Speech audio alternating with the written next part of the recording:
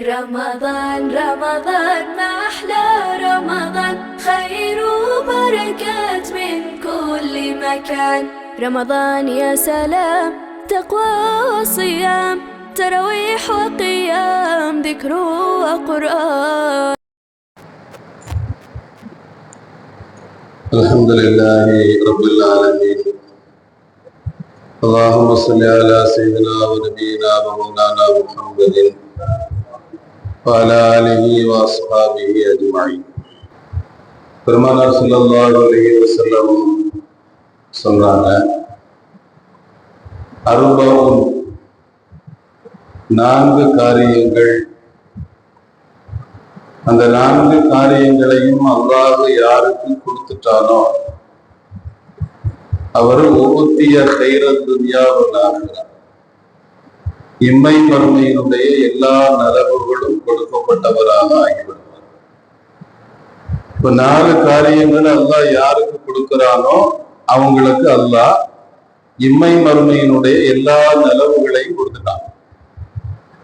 அது என்ன 4 காரியம் என்று கேட்கிற போது பெருமானார் ஸல்லல்லாஹு அலைஹி வஸல்லம் சொன்னார்கள், இப்ப அந்த 4 காரியம் என்னவா இருக்கும் அப்படின்னு நம்ம யோசிச்சு பார்த்தோம்னா நம்ம மனசுக்குள்ள என்னெல்லாமோ ஓடும்.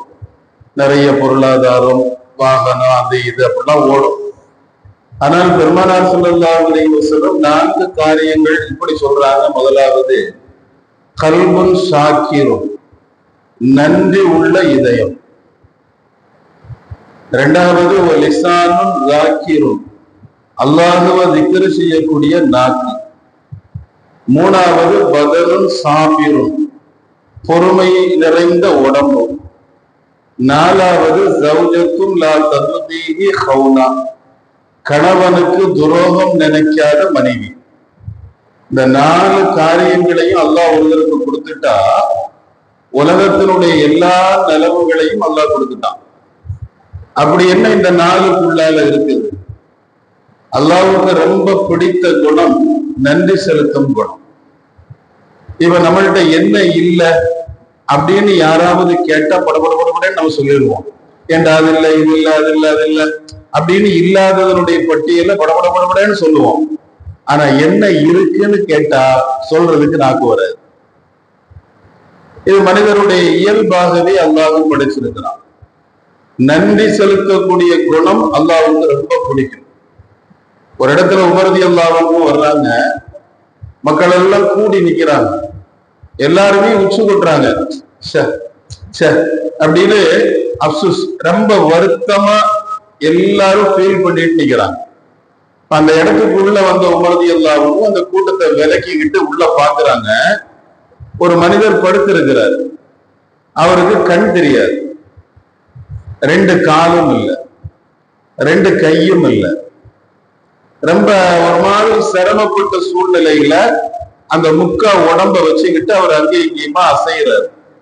அதை பார்த்த மனிதர்கள் எல்லோருமே ரொம்ப சிரமப்படுறாரு, கண்ணும் இல்ல, காதும் இல்ல, கையும் இல்ல, காலும் இல்ல, எதுவுமே இல்ல, ரொம்ப சிரமப்படுறாரு அப்படின்னு அவரை நினைச்சு எல்லாரும் வருத்தப்பட்டு நிற்கும் போது கொஞ்ச நேரம் அவரை பார்த்த உமர் ரலியல்லாஹு அன்ஹு அல்ஹம்துலில்லாஹ், அந்த அல்ஹம்துலில்லாஹ் அப்படிங்கிற சவுண்ட கேட்ட உடனே எல்லாரும் உமர் ரலியல்லாஹு அன்ஹு திரும்பி பார்த்தாங்க. திரும்பி பார்த்து, இவ்வளவு சிரமப்படுறாரு, நீங்க அல்லாஹ்வுக்கு எல்லா புகழும்னு சொல்றீங்களே, எதை வச்சு சொல்றீங்க அப்படின்னு கேட்டாங்க. உமர் ரலியல்லாஹு அன்ஹு சொன்னாங்க, அவரை பாருங்க, அவர்கிட்ட கால் இல்ல, கை இல்ல, கண் இல்ல, அது இல்ல, இது இல்ல, ஆனா அவர் சாதாரணமா சிறுநீர் அவரை விட்டு பிரியுது. எந்த சிரமமும் இல்லாம சிறுநீர் அவரை விட்டு பிரியுது. இந்த உலகத்துல சிறுநீர் பிரியாம 2 கிட்னியும் ஃபெயிலியரா போய் டயாலிஸ் பண்ணி 3 நாளைக்கு ஒருக்க, வாரத்துக்கு ஒருக்க, மாசத்துக்கு ஒருக்க அப்படி எல்லாம் சிரமப்படுற எத்தனையோ பேரை நாம பாக்குறோம். ஆனா அவருக்கு எந்த சிரமமும் இல்லாம சிறுநீர் அவரை விட்டு பிரியுதா இல்லையா? இப்படி ஒரு நியமத்தை அல்லாஹ் அவருக்கு செஞ்சிருக்கானா இல்லையா? எது இல்ல அப்படின்னு பாக்குறத விட எது இருக்குதுன்னு பாக்குறது அல்லாஹ்வுடைய நியமத்துகளை மறுக்காம இருக்கிறதுக்கு துணையா இருக்கும். அதனால எது இருக்குதோ அதை நினைச்சு நாம அல்லாஹ்வுக்கு சுக்ர் செய்யணும்னா, அப்ப அந்த குணம் எந்த இதயத்துல இருக்குதோ அந்த இதயம் ஒருவருக்கு கிடைக்க பெற்றால் அவர் பாக்கியம் பெற்றவர். ஒரு பெரிய ஞானி ஒருவர் இருந்தார். அவரு திடீர்னு தெருவுல போயிட்டு இருந்தாரு. அந்த ஊர்ல ஒரு முரடை இருந்தான். அந்த முரடை அவரை பிடிச்சி அடின்னு அடிச்சான். அடிச்சு அவர் நோன்பு வச்சிருக்கிறார். அந்த நோன்பையும் ஒரு பொருட்டா நினைக்காம அவரை அடிச்சு ரொம்ப சிரமப்படுத்தி ஒரு மரத்துல தூக்கி எரிஞ்சுட்டு அவன் போயிட்டான். இவர் கவனிப்பாரற்று கிடந்தார். அந்த நோன்பு இருக்கிற நேரத்தில் அந்த வழியா ஒருத்தர் வந்தார்.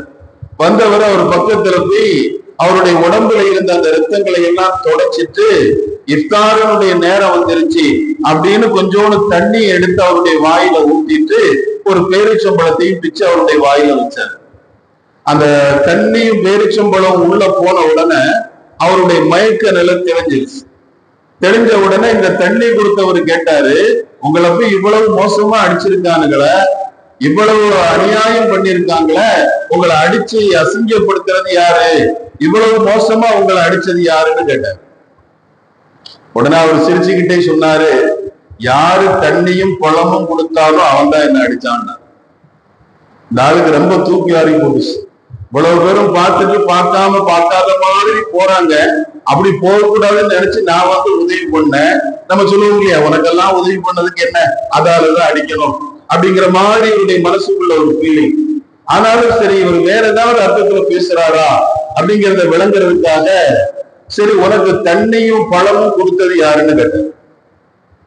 அடிச்சது யாருன்னு கேட்டா தண்ணி கொடுத்தவன்னு சொல்றல்ல, இப்ப தண்ணியும் பழமும் உங்களுக்கு கொடுத்தது யாருன்னு கேட்டார். உடனே அவர் சொன்னாரு, எவன் அடிச்சாலும் அவன் தான் கொடுத்தான் அப்படின்னா. அப்பதான் இவருக்கு விளங்கிச்சு, இவர் நம்மள சொல்லல, யாரதான் சொல்றாரு, அல்லாஹ்தான் சொல்றாரு. எது நடந்தாலும் அல்லாஹ்தான்.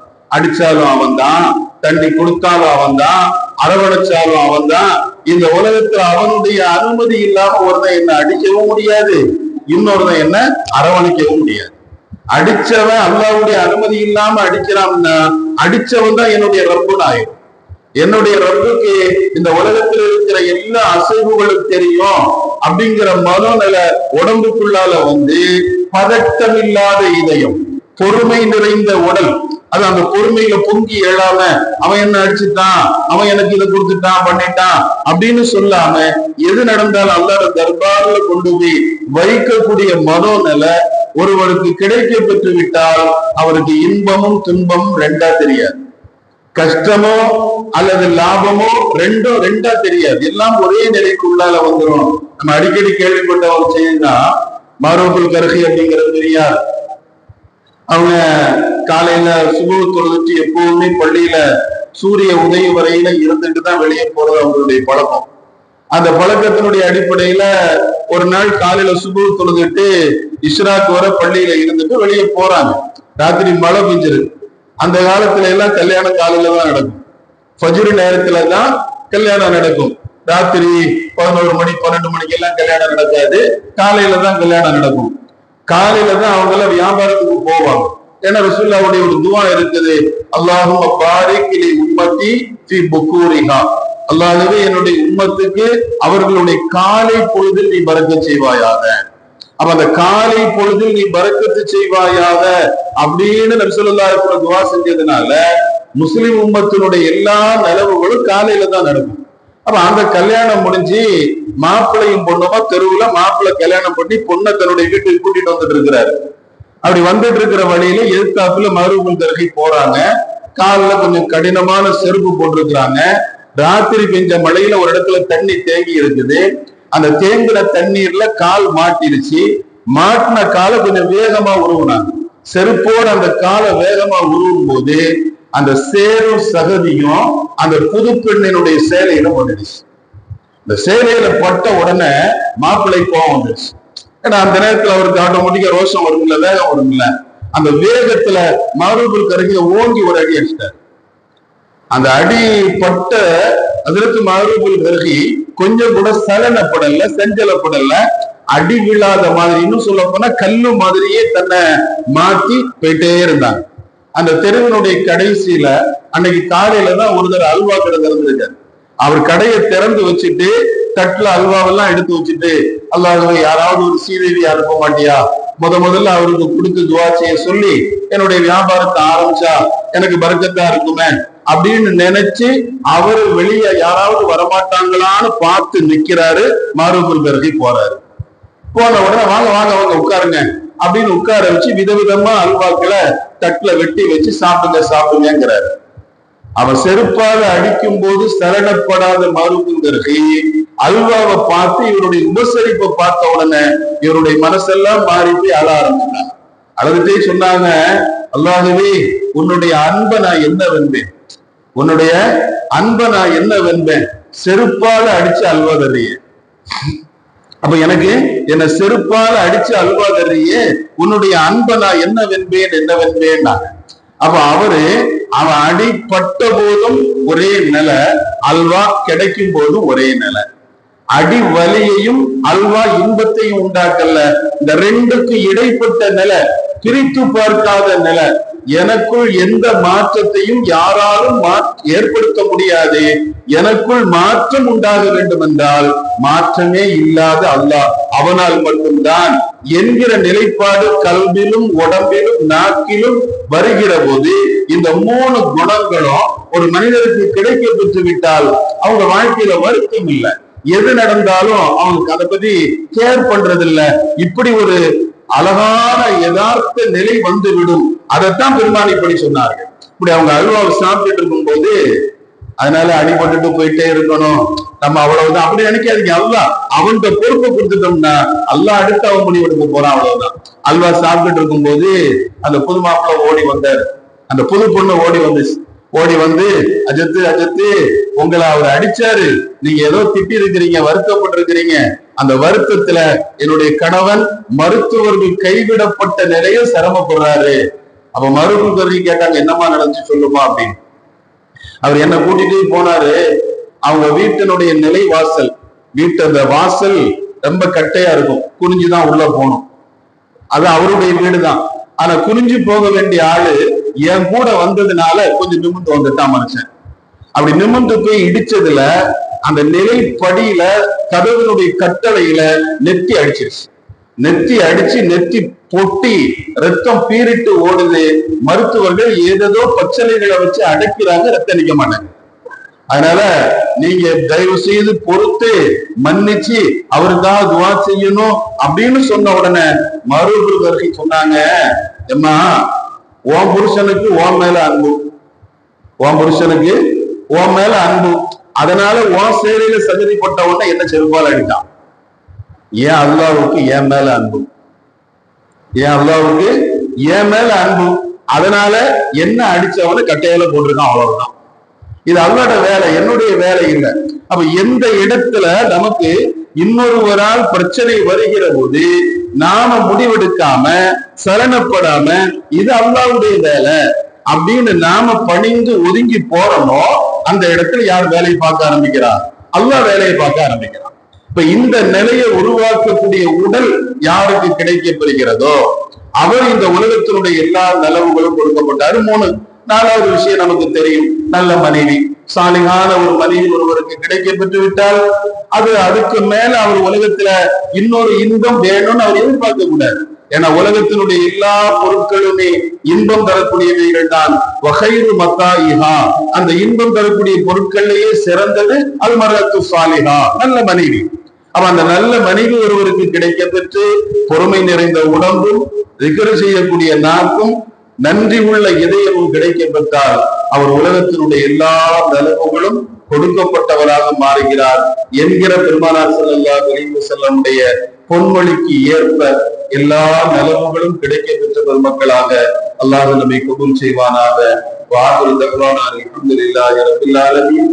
சுப்ஹானல்லாஹி வ பிஹம்திஹி சுப்ஹானக அல்லாஹும்ம வ பிஹம்திக அஷ்ஹது அன் லா இலாஹா இல்லா அன்த அஸ்தக்ஃபிருக வ அத்தூபு இலைக். சுப்ஹான ரப்பிக ரப்பில் இஸ்ஸத்தி அம்மா யசிஃபூன் வ ஸலாமுன் அலல் முர்ஸலீன் வல்ஹம்துலில்லாஹி ரப்பில் ஆலமீன். பிஹக்கி ஸல்லல்லாஹு அலைஹி முஹம்மத் ஸல்லல்லாஹு அலைஹி வஸல்லம் ஸல்லல்லாஹு அலா முஹம்மத் ஸல்லல்லாஹு அலைஹி வஸல்லம் ஸல்லல்லாஹு அலா முஹம்மத் ஸல்லல்லாஹு அலைஹி வஸல்லம் اللهم صل على محمد وعلى آل أهل البيت وسلم وصل على جميع الأنبياء والمرسلين والحمد لله رب العالمين. السلام عليكم.